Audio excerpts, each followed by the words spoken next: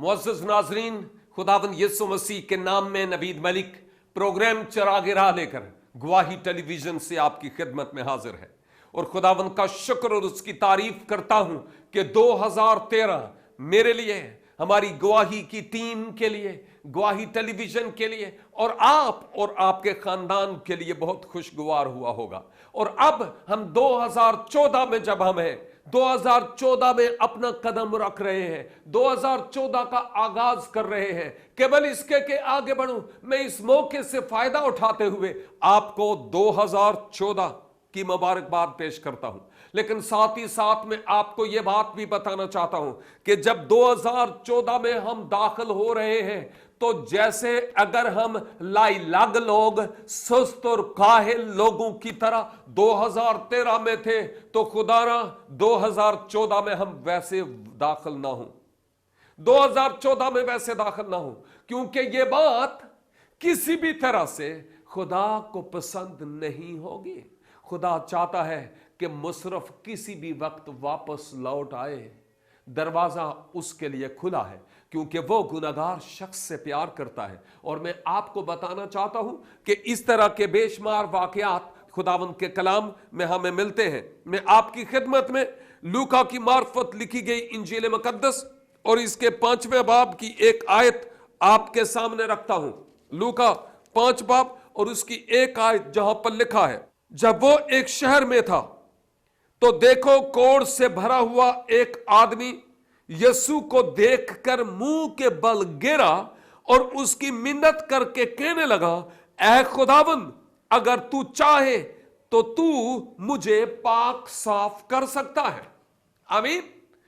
ऐ खुदावंद, अगर तू चाहे तो तू मुझे पाक और साफ कर सकता है। उस शहर में एक कोढ़ी शख्स था। और मैं आपको यह बात बताना चाहता हूं कि बाइबल मुकद्दस के जमाने में कोढ़ी अशखास का कोई मकाम नहीं था। कोढ़ियों को अपने खानदान से, अपनी बरादरी से, अपने इलाके के लोगों से कट ऑफ होना पड़ता था। आमतौर पर यह समझा जाता था, नंबर 1 तो कोढ़ी नापाक है, और उनको यह कहा जाता था कि जब कभी आप दूर एक अलग से वीरान सन्नाटे वाली जगह पर हों और किसी शख्स को आप अपनी तरफ आते हुए देखें, तो बजाय इसके कि उस शख्स को रोका जाए, आप खुद पुकार पुकार कर कहें, कोढ़ी कोढ़ी कोढ़ी, ताकि वो जो शख्स है वो आपकी आवाज सुने और जाने कि इस तरफ कोढ़ी लोग हैं, मुझे इस तरफ नहीं जाना। तो आप अंदाजा कीजिए कि इन कोढ़ी लोगों के लिए कितनी पाबंदियां थी, कितने दस्तूर और रसूम के वो पाबंद थे। इवन पाबंद रहना पड़ता। शरीयत के मुताबिक कोढ़ी अशखास को नापाक गर्दाना जाता था। उस कोढ़ी को कोई इजाजत नहीं थी कि वो खुदा के लोगों में या मुकद्दसीन की महफिल या मंडली में दाखिल होता। वो दूर दूर से पुकारता कि मैं कोढ़ी हूं, यानी नापाक, ताकि वो लोग जो सुनते वो दूर रहते और इस कोढ़ी से किसी तरह का कोई ताल्लुक रवा न रखते। मैं आपको बताना चाहता हूं कि हम 2013 के एंड पर हैं, लेकिन दूसरी तरफ मैं ये भी कहूंगा कि एक ऐसा कोढ़ भी है जिस कोढ़ के सबब से कोई खुदा को देख नहीं सकता। नंबर 2, यह कोढ़ ऐसा है कि खुदा की आंखें ऐसी पाक है कि वो इस कोढ़ को देख नहीं सकती, और इस कोढ़ के होने के सबब से कोई शख्स दरे फिरदौस में दाखिल भी नहीं हो सकता। इस कोढ़ से शफा देने के लिए मुनज्जी आलमीन इस दुनिया में आ गए, ताकि गुनाहगार इंसान, ऐसा कोढ़ी जो गुनाह के कोढ़ में मुब्तला हो, यीशु मसीह पर ईमान लाकर हयाते अबदी हासिल करे और निजात पाए। यह एक अहम तरीन बात है, क्योंकि गुनाह से खुदा को नफरत है। खुदा गुनाह को पसंद नहीं करता। अगरचे गुनाहगार शख्स से तो प्यार करता है, लेकिन गुनाह से प्यार नहीं करता, खुदा नफरत करता है, जिस सबब से खुदा ये चाहता है कि जो गुनाहगार है वो सदा गुनाहगार न रहे।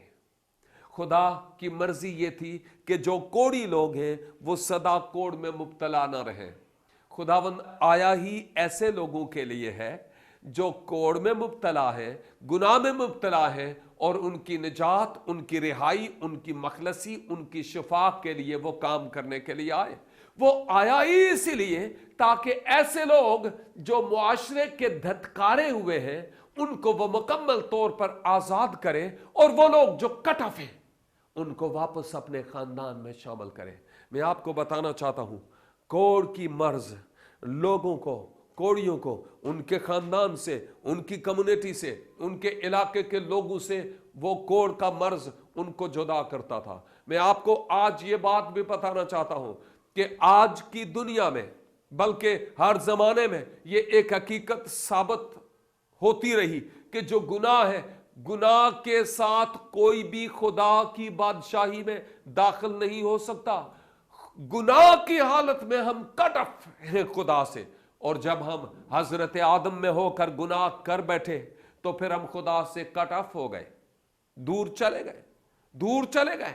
लेकिन खुदा की मोहब्बत यूं जाहिर हुई कि जब हम गुनाहगार ही थे तो मसीह इस दुनिया में आ गया, और मेरे लिए और आपके लिए उसने एक अजीम कुर्बानी और अपनी जान बतौर फिदिया दी, ताकि दुनिया में से जो कोई उस पर ईमान लाए वो हलाक ना हो बल्कि हमेशा की जिंदगी पाए, गुनाहों की मुआफी और मखलसी हासिल करे। ये खुदा का मंसूबा था, ये खुदा का प्लान था। अब 2013 में मैं भी और आप भी थोड़ी देर के लिए सोचें कि वो किस तरह का कोड था जो 2013 में मुझे और आपको खुदा के साथ मिलने में रुकावट का सबब रहा। 2013 में वो कौन सा कोड मेरी और आपकी जिंदगी में था कि हम खुदा के लोगों में शामिल नहीं हो पाए? वो कौन सा कोड था जिसने 2013 में मुझे और आपको खुदा के लोगों में शमूलियत से दूर रखा? अगर वो किसी भी किस्म का गुनाह था, यानी गुनाह का कोड था, नफरत व कदूरत का कोड था, लानत व मलामत का कोड था, या ऐसा कोड था जो खुदा पसंद नहीं करता, तो मेरे अजीज भाई और मेरी बहन, अपने आप पर गौर कर सोच कि क्या इस कोड को लेकर ही 2014 में दाखिल होना है? रास्तबाजी के बगैर कोई खुदा को देख नहीं सकता। वो रास्तबाजी जो खुदावंद की तरफ से मिलती है। 2014 में दाखिले से पहले हमें 2013 के इस कोड से मुकम्मल तौर पर अपनी जान छुड़ाने की जरूरत है, और खुदावंद से यह कहने की जरूरत है, ऐ खुदा मैं कोड़ी हूं, मैं गुनहगार हूं, इस गुनाह की हालत में मैं तुझ तक रसाई नहीं कर सकता, तू मुझे बदल, मेरी सोच को बदल, मुझे नया बना। मैं 2014 में इस गुनाह के कोड को लेकर दाखिल नहीं होना चाहता। मैं अपना आप मुकम्मल तौर पर तेरे सुपुर्द करना चाहता और करना चाहती हूं। मेरी जिंदगी में काम कर, इनकलाब ला, तब्दील कर, क्योंकि इस हालत में अगर मैं 2014 में दाखिल हुआ तो मेरा जीवन जाया हो जाएगा। मैं इस हालत में 2014 में दाखिल नहीं होना चाहता, और मैं सोचता हूं कि अभी इसी वक्त यह कहने की जरूरत है, ऐ खुदा 2013 का इख्तिताम उस वक्त तक ना हो, ऐ खुदा 2013 का इख्तिताम उस वक्त तक ना हो जब तक मेरा कोड मुझसे जाता ना रहे। ऐ खुदा 2014 का आगाज उस वक्त ना हो जब तक मेरी जिंदगी से ये कोड जाता ना रहे। वो कोड किस किस्म का है मेरे अजीज तेरी जिंदगी में? शायद वो किसी भी किस्म के गुनाह का कोड हो सकता है, हसद का हो सकता है, लालच का हो सकता है, रिश्वत का हो सकता है, बदगोइयों का कोड हो सकता है, ऐबजोइयों का कोड हो सकता है, तनकीद का कोड हो सकता है, और न मालूम और किस किस तरह का कोड हो सकता है। लेकिन खुदा मुझे और तुझे उस कोड से आजाद करना चाहता है। अगर 2013 में आपने दूसरों पर उंगलियां उठाई, दूसरों की ऐबजोई की है, 2013 में अगर दूसरों पर तनकीद की है और अपने आप की तरफ नहीं देखा, तो मेरे अजीज किताब मुकद्दस में लिखा है, इल्जाम लगाने वाले, अपने आप की बाबत देख के तू कहां है, कहीं तू भी घेर ना जाए।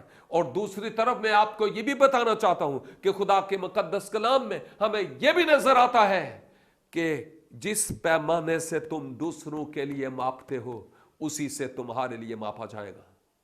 मैं आगे बढ़ना चाहता हूं, लेकिन यहां पर लेते हैं एक छोटी सी ब्रेक। देखते रहिए प्रोग्राम चिरागे राह, सिर्फ गवाही टेलीविजन पर।